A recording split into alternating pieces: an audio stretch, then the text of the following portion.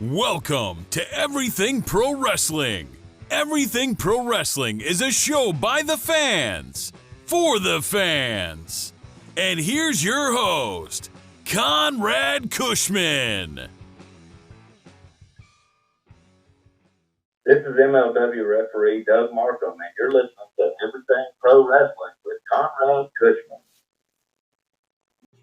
Ladies and gentlemen, we are back with another episode of Everything Pro Wrestling. I am your host, Conrad Cushman, and we have a very big preview episode for you guys today. We are going to be talking about Ring of Honor's Best in the World and AEW's Fyter Fest. I am excited to see what both events do. I really feel like at this point, Ring of Honor really needs to show their best stuff at Best in the World, and they really have to come out and show that they're a force to be reckoned with, and you need to buy tickets to see their show because they put on some of the greatest matches that you can see. That's the story they need to tell. And AEW, I think this is kind of a preview for what we could be seeing on weekly television. So AEW still needs to go out there and impress every single time they go out. They honestly, as a wrestling company, need to do that every single night, but they really need to go out there, can't deliver lackluster matches. And I have faith in the AEW talent on this show that they'll do a great job. So we're going to start off with Ring of Honor's Best in the World. Then we'll go to AEW Fyter Fest preview. And in between, we'll probably have a word from our sponsors and everything else. So if you guys are listening, sit back, chill out. Put this on while you're doing some dishes, some chores around the house, whatever you may be doing. Thank you for rocking with EPW. Let's get into this Ring of Honor show. Now, before we get into this is Ring of Honor's card, and it's Best in the World. You know what, guys? In all honesty, I don't feel like I'm saying that right. This show is Ring of Honor's The best in the world!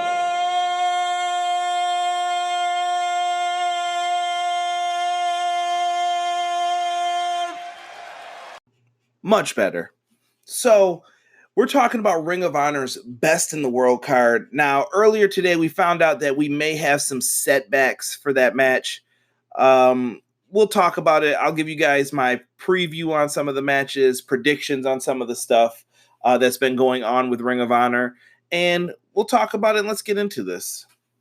The pre-show is going to have a match that is going to be taking place on it. From what I'm understanding, the pre-show is going to be taking place around 7 o'clock at some time. So you're going to probably have to sit there, go through all the build-up for the matches. But you're going to get a match between Roosh and Flip Gordon. I really feel like that this could be a match that gets things started right. Feels like one of those old-school WWF pre-show matches that you would get sometimes back in the day to get you hyped for the show. Flip Gordon has been doing a tremendous job, and he has picked up some wins that have surprised me recently. I was at a house show, and I could not believe he beat Bandido. But my prediction for this one is Roosh. Roosh seems like the guy that they are going all the way with. Roosh is something not to be messed with. So give me Roosh for the victory on this one. I think it'll be a fun match, so we're going to go with Roosh. Next up, we have an NWA card match, and this is where things got changed today. We were going to have the Briscoes versus Colt Cabana, who is the NWA National Champion, and Nick Aldis, who is the NWA World Heavyweight Champion. Basically, it was like an ROH tag team versus an NWA, their top two championship stars right now. Okay, fair point. But it looks like Colt Cabana has been sidelined with an injury, and he will not be able to compete in this match. Colt Cabana has to put his health first. I 100% agree with that. I would rather see Colt Cabana take his time, heal up properly, so that way he can get back into the ring sooner. And like he said in the video that was released on NWA and Ring of Honor, Colt Cabana wants to be able to wrestle for another 10 years if he wants to. Heal up, man. You've done enough. And he said if he was 20 years old, he would probably be stupid and try to fight through this, but it's not worth it. And I agree. Colt, it's fine. Not a big deal. The question is, who jumps into this spot for Nick Aldis? That is a very tough question as far as who on the NWA roster can fit into that spot. I don't know, man. I don't know who you put in there that can help out enough. The problem is, to me, the NWA isn't very established right now. We don't know who's a part of it, what they're going to be doing. We just don't know. I'm trying to take a look here on my phone to see who has been trying to challenge Nick Aldis recently. And I don't know if they can call in a favor maybe to see if they could get somebody for this. I don't know who's in NWA Hollywood, or maybe someone from Impact Wrestling who could help them out. Yeah, I have no idea who they could bust out for this. Maybe they could even go the route of a classic Ring of Honor star. I don't know. I would reach out for a favor. I think you need a surprise here. You really can't go with any of the past NWA guys. I'm trying to think of, what was his name? Josephus. You really can't go with him. He's not gonna be the guy that you want to bring in right now. I don't know. There's no answer for this. Either way, I'm gonna go with the Briscoes to pick up the victory here. As much as I like Nick Aldis, I felt like his match was gonna lead to him turning on his partner, maybe walking out on them. We'll see what happens though. So give me the Briscoes for the win for right now, unless the mystery partner is someone who is going to be absolutely nuts and come out there and save the day. There's a couple guys not on the card too from Ring of Honor, I guess, who could fill in the spot, but we'll see what happens. ROH Women of Honor World Champion Kelly Klein and Jenny Rose are going to team up to face off against Mandy Leone and Angelina Rose. They are part of the Allure, and when I look at this, I feel like this feud is not going to end just yet. I feel like the blow off for this is going to have to be a huge 6-woman tag match with the Allure versus Kelly Klein and 2 partners of her choosing. Right now, the women's champion is in a good spot. I feel like Jenny Rose is in here, and she may be the one who takes the pinfall for the match to keep this feud going. So for this one, give me the Allure for the victory here. They're doing their heel work right now. I feel like a lot of the classic Ring of Honor fans are not feeling this match at all. But give it some time. I feel like the Women of Honor division has been missing something, and I don't know what it is. And I hate when you speak ill of something, but you can't give a reason as to why. I just feel like that division is missing a few pieces, and maybe they could go out and try and find them. We'll see. Let's get to the Ring of Honor 6-man tag team championships. We are going to have Villain Enterprises defending their belts against Tracy Williams, Mark Haskins, and PJ Black. This one's going to be fun. First, we got Marty Scurll, Brody King, and PCO for Villain Enterprises. They've been doing this search for another member, but here's the crazy fact. At Best in the World, Marty Scurll has never, ever came out as the champion. Kind of a scary thought. Don't know how long his contract is before it runs out with Ring of Honor. But you know what? In this one, I think he breaks the curse. I really believe that Villain Enterprises picks up the W here, and Tracy Williams, Mark Haskins, and PJ Black do not get the victory. So we're going to stick with Villain Enterprises to continue their run with the titles for now. We get to Silas Young versus Jonathan Gresham. This is a pure rules match, so expect to see some respect shown. This will probably be a great one-on-one contest. Silas Young with the Tom Selleck mustache. Always love this man's heel work. Do not get in this man's face. He will give you a tongue lashing like a father should. And then Jonathan Gresham. He is one of the best wrestlers in the world. Honestly, if I saw a hybrid of Jay Lethal as a young man and Bryan Danielson, Jonathan Gresham would be that baby. Jonathan Gresham is so good, and that takes nothing away from him, and I mean nothing bad by saying that. I honestly think he's one of the brighter pieces of talent for Ring of Honor right now. Jonathan Gresham does amazing submission wrestling. Reminds me of Zack Sabre Jr. He can hang with him. The Octopus is one of the best. And I remember seeing Jonathan Gresham on a house show here in Buffalo. He was on like one of the opening cards, and I really liked him. I believe he faced Takahashi, if I'm not mistaken. I can't remember who I first saw him face off against, but I remember him standing out, and I said, that guy's going to be good one day. And I said something, if you guys go back on my YouTube channel, about a tag team from New Japan that was training in the LA dojo. Those guys were really good too. So for this match, I'm going to go with the Octopus, Jonathan Gresham, for the win here. I like Silas Young, but I feel like Silas Young's time has been coming and going. Silas Young's been around for quite some time, and I feel like he may be someone who ends up working in the dojo or someone who could be useful backstage. I know that he's done some independent bookings in the Milwaukee area, and Silas Young's no slouch. He knows what he's doing. Great worker. I would really like to see him in some type of spot with Ring of Honor. And I love the position that he's in. He gets to work with young guys, go out there, do what he does best, wrestle. And I just see a future with him with the company still. We get to two guys who used to be future talents, and now they are the current talents. Jay Lethal versus Kenny King. Kenny King's arrogance has probably been driving everyone in Ring of Honor crazy, and Jay Lethal is the staple, the piece that holds everything together for Ring of Honor. Amazing wrestler Jay Lethal is. We see two tremendous competitors, Kenny King going all the way back to Tough Enough Season 2, and Jay Lethal, everyone has loved him since he was the protege of Samoa Joe. This should be a good match here. In all honesty, I don't know where Jay Lethal falls now that he's not the Ring of Honor champion. He was somebody who was placed, like we've been saying, as the staple, tradition, Ring of Honor champion, and he doesn't have that spot anymore. So where do you put Jay Lethal? I guess in this type of match, I would expect to see him potentially put over Kenny King in this match.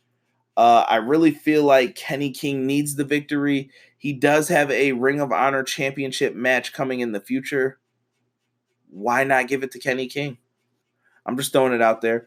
I say give Kenny King the victory here. I don't know if he does it with some sly tactics or if he figures out a way to do it, but let's see what Kenny King can do, and let's give him a shot here. Next, we have Dalton Castle versus Dragon Lee. I feel like Dragon Lee is going to be heavily involved in a New Japan Pro Wrestling storyline in the next coming months. And we also have Dalton Castle, who recently turned heel, turning on the boys. How could you, Dalton? So Dalton Castle versus Dragon Lee. I think they're going to go out here, rip stuff up. At this point, there is a working relationship with New Japan Pro Wrestling and Ring of Honor. I mentioned before Dragon Lee potentially having a feud that he needs to worry about, and he better hope that Daryl doesn't show up. And I'm waiting for this moment to happen with him versus Takahashi at any point that this could pop off. I've been wrong on a lot of my predictions with it. I'm going to stick on this one, though, and I'm going to say that Dalton Castle gets the victory here. And could we see Daryl show up maybe, or Takahashi? Perhaps. It wouldn't hurt, but I don't know if he's ready yet. So give me Dalton Castle for the victory. I think they need to establish him more so as a heel at this point. I get Dragon Lee's in a higher spot in other places, but he doesn't need the victory here. I think Dalton Castle needs it more if you're Ring of Honor. So run with Dalton on this one. We have for the Ring of Honor World Television Champion, shout out to my guys at Brainbusta Radio, their boy, Shane Taylor. And shout out to Montezi and Swerve City Podcast. I see you guys. Also a friend of the show. Montezi actually did Shane Taylor's music, if you guys didn't know. Check out my interview with him on Brainbusta Radio that just happened this Saturday. And we also have Bandido versus Shane Taylor for this one. I don't know, man. This is one of the tougher matches, in my opinion, to call, because Shane Taylor just got the title, and I don't feel like he's a transitional champion, but I feel like they're going to do some different things coming up here. So as much as I want to see Shane Taylor continue running with the title, I feel like they're going to have Bandido take it from him. I don't know. This all comes down to the game of contracts, I feel like, and who's willing to do more and what's going to happen. So for this one, I'm going to go with that they go with Bandido. If they're going to go with someone who's going to provide the action for them in the ring. But Shane Taylor does an excellent job on the microphone, and you're not going to get that from Bandido. Do you see what I mean? Like, it's 50-50 on everything with these two. Shane Taylor just got the belt. I'm going to stick with my pick. I'm going to just go with Bandido. I'm just going to assume that they're running with him on this. They paid him a lot of money to come in the Ring of Honor. Let's see what he does. So Bandido for the victory here, and he'll become the new World Television Champion. In the main event, this one I'm looking forward to. We have the Ring of Honor World Television Champion, Matt Taven. We don't know if the Kingdom will be by his side. I'm sure they will try to interfere at some point if he looks like he may lose that title. Matt Taven will defend his Ring of Honor Championship versus Jeff Cobb, my boy. Guys, I'm going to make this one pretty simple here. I feel like Jeff Cobb could be someone you run with in Ring of Honor. I think Jeff Cobb is one of the more impressive superstars. He is amazing, and he is someone who I would not be afraid to put that title on. I feel like him being a journeyman and going back and forth so much, though, between New Japan and Ring of Honor could put a damper on that. But I think it could raise his stock up as well. So I'm going to go with the crazy pick here, and I'm going to go with Jeff Cobb to become the new ROH World Champion. I feel like Ring of Honor needs to shake something up. They need to do something here. If you guys listen to Brainbusta Radio, me and Wilfred were talking about this. Ring of Honor needs to get something going. They need to put some gasoline on the fire because it's dying out. And what better way than to crown some new champions, show that you're changing, maybe some different booking on this show. Let someone else help. Let Bully Ray get in there and book some stuff. And I wouldn't be surprised if we see him pop up at some point on this show. Maybe even teaming with Nick Aldis. And that could be a setup even for him to turn on him. We don't know. But let Bully Ray book the show or help out with it. Or let Silas Young help book the show. You have options here. Be very interesting to see what happens with this show.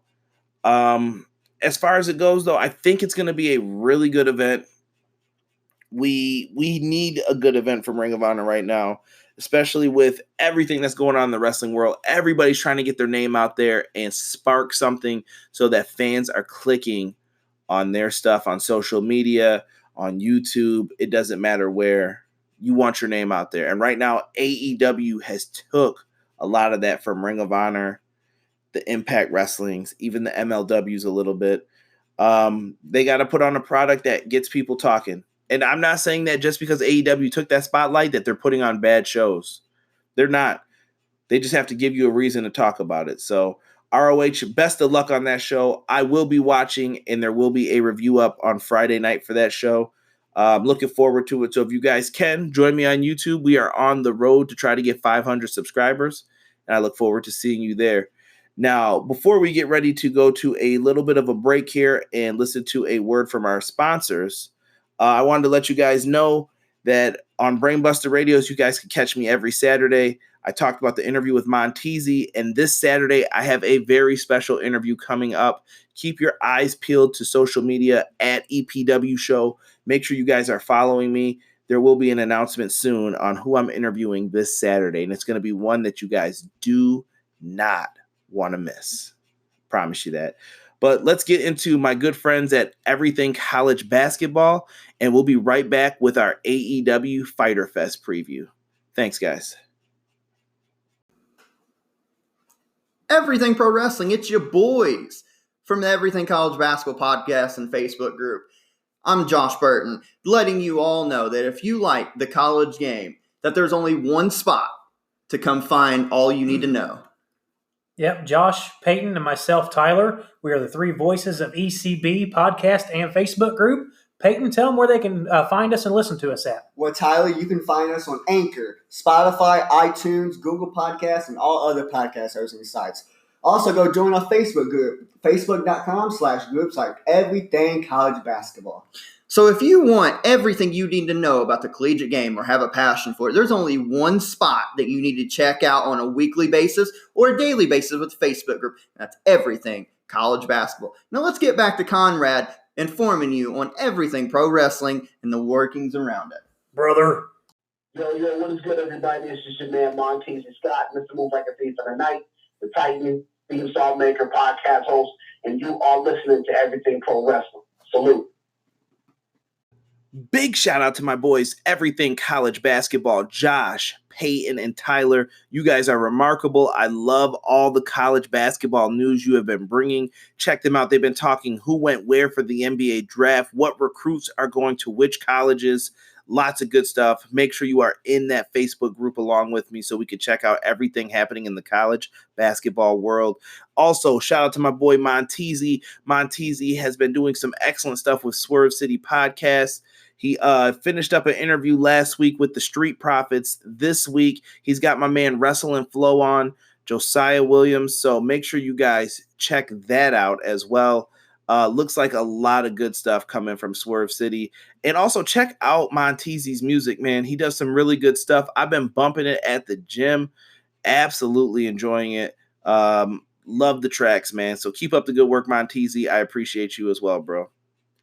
But let's talk about AEW's Fyter Fest. We are going to give a preview, some predictions, just like we did with Ring of Honor's Best in the World. But we have some things to talk about with this event, first and foremost. This event will be stream free live on the BR Live app. That is the Bleacher Report app. You guys can get that on your phone, tablets, wherever you can download the app. It should be free. Bleacher Report is owned by TNT, so everybody can see this AEW event. No excuses for this one. Now, the event's taking place Saturday, June 29th, a day after the Ring of Honor event, and it's happening at the Daytona Beach Ocean Center. And they are partnering, with CEO for this one. And when you look at this, video games, pro wrestling, it to me, there's a connection between all of this. People who are into pro wrestling love fighting games. I know several people in the Facebook group, Jordan, Steve, Josh, Peyton, everybody, Robert. There's so many people who play video games that I know in that group that absolutely would love to mix it in with pro wrestling. To me, Kenny King hit the shot on this one, and taking it out and presenting the idea had to be a layup, in my opinion. Something that should have been done a long time ago. Now, one suggestion for this is just my idea. Maybe you guys will hate it, but I feel like this event would be so much cooler if it was on a beach from the way they promoted it. Could you just imagine being out on a beach with a wrestling ring? And I just want a different environment for the crowd. So maybe I'm wrong on that. Maybe it doesn't work out. Maybe it's not the greatest for logistics or the sun. I don't know, but I'm just throwing that idea out there because I thought it would be really fun to shoot a show in an environment that's different. I used to miss the WCW shows where they would have them, and Kevin Nash did the cannonball into the pool. Just lots of cool stuff that could happen with different areas like that. I'd be into it. Before we get into this match card, we do have some news that took place that's kind of rumorish, but I still want to say something about it so that way you guys can know what's happening on the show. Another match for the upcoming AEW Fyter Fest event could be announced this week, and this is coming from SEScoops.com, so all credit goes to them. Fans picked up on the fact that AEW's UK partner, ITV, sent out a promotional tweet this week that included a graphic of all the matches that featured Kylie Rae versus the Librarian, Leva Bates, taking place on the buy-in pre-show. So, as of this writing, SCU versus Private Party versus the Best Friends and Michael Nakazawa and Jed Bailey are the only matches booked for the pre-show. The match has yet to be officially announced by AEW. So we don't have anything permanent yet on that. So if anybody's asking, hold the horses on it. So we're going to go over all of this, and I don't even know if those matches were officially announced for the pre-show, at least on anything I've seen. So I'm just going to run through the match card because I'm not sure what's going to land where at this point. Let's start off with a triple threat match first. We are going to have Yuka Sakazaki versus Rio versus Nyla Rose. Brandy Rhodes has promised us no funny stuff on this one. I was very impressed by Rio and Sakazaki because I am not familiar with their work. And actually, to be honest, I wasn't really familiar with Nyla Rose too much either. But since then, I've went out of my way to find a couple matches by them, and I'm thoroughly impressed by all three. This should be a really good match. Lots of fun here. I feel like Nyla Rose is going to pick up the victory in this one. I know last time everybody thought she was going to win, and I didn't have her winning that one. But I'm going to go with Nyla Rose this time. I think Nyla Rose has been having a lot of name recognition lately, especially after everybody was talking about every match that happened at Double or Nothing. And I heard Nyla Rose's name a lot. So I feel like they're going to go with the hot hand on this one and give Nyla Rose the victory. Next up, we have Jeb Bailey versus Michael Nakazawa in a hardcore match. Now, Jeb Bailey is someone who is actually in charge of CEO, and he has been training to wrestle for quite some time. And if you guys watch all of the lead ups to this Fyter Fest, the Road to Fyter, he discusses at some points how he got injured, and he was supposed to wrestle already. And he said that people didn't get to see half the stuff I've learned or know how to do. So it's going to be very interesting in this one as well, because I don't know what this guy can do. And Michael Nakazawa proved to be a good hand in the ring. He looked like he came off as a comedy act with all the oil. So I'm interested to see what he does this time. I feel like Michael Nakazawa is really a badass, and we just don't know it yet. Give me Michael Nakazawa for the victory here, though. I think he wins this hardcore match. Next up, we have Christopher Daniels versus SEMA. This is going to be a good one. So a member of SCU versus SEMA in this one. Christopher Daniels talks about the long history of his career everywhere he has been recently. And we found out Christopher Daniels is the head of talent relations at this point. I feel like SEMA is going to get the victory in this one, though. I don't think SCU is going to get over on them twice in a row, and this could lead to a rematch with some guys from OWE versus SCU again. So give me SEMA for the victory here, and I think we'll have ourselves a fun match between someone in Christopher Daniels who a lot of people may question if he can go. Oh, he can go. The man is still good at his age, and I absolutely appreciate what he's doing. Next up, we are going to have a fatal four-way match that will have the number one contender, well, one of them, for the first ever AEW title match, Adam Page versus MJF versus Jungle Boy versus Jimmy Havoc. They set all this up on Being the Elite with a bad phone call where Adam Page said that he wanted to fight MJF, and they misinterpreted it, even though he asked to fight. I think he wanted to fight MJF, and then they gave him Jungle Boy. Then they added Jimmy Havoc. So they made it a fatal four-way. I think this will be really fun. I absolutely love the comedy bits that MJF's been doing, where he told someone to find him the dumbest hick that they could find, and he used him like he was Adam Page. MJF is just such a douchebag, but absolutely enjoy him as a heel. Jungle Boy, I love the stuff that him and Luchasaurus are doing. I love that he's always on Luchasaurus's shoulders. They were in a Jeep, and he was still sitting on his shoulders, and the referee's telling him that he would count him out, and they got out the car, and Luchasaurus just puts on his glasses and talks about he has a master's degree. I want to see what Jungle Boy can do here. I have not seen too much of him, so I'm interested to see what he can do. And last but not least, Jimmy Havoc. He's been one of the people that we've kind of been quiet about in this. And I feel that Jimmy Havoc's going to go out there, show what he can do. And Jimmy Havoc is someone who I've seen in MLW and several other places where he just pops up. He's kind of a journeyman too. He'll just pop up in different places all across the world. And Jimmy Havoc will be really good for this match. And I hope they let him showcase his talent so that he can show everybody why he was brought to AEW. Give me Adam Page for the win in this one, though. You got to keep him strong going into All Out. Next, Cody versus Darby Allin. This is going to be a good match. Darby Allin's debut. I did not know that Darby Allin was into skateboarding and everything else until I saw The Road to the Fighter, and I thought it was an excellent episode into letting people know about him, and it really, really helped enhance his character with me.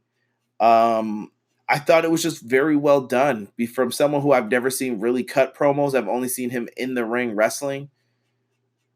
But in this one, I feel like you got to go with Cody. Cody and his brother have a match with the Young Bucks coming up. Got to keep these guys strong. I could see it happening here. So give me Cody Rhodes for the victory in this one. The man that everybody's been talking about in pro wrestling, Jon Moxley, the current IWGP United States champion. He's going to be taking on the bad boy, Joey Janela. This is a match made in heaven. This is a match that I didn't know I needed to see until I saw the previews for this. Big props to Joey Janela, too, for cutting that promo in the funeral home where he's laying in the casket and stuff. Joey Janela is a beast. I really want the guy to be safe when he's in there working. I know that this man is crazy and he'll do whatever it takes to get over, but Joey Janela is not at the level for Jon Moxley just yet, and I feel like Jon Moxley is going to pick up the victory here. He's over. A lot of fans love him, and people want to see what he's going to do.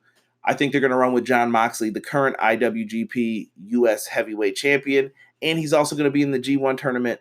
Moxley's stock is high right now, so you're going to run with that. And in the match that I believe will be the main event, we have a 6-man tag.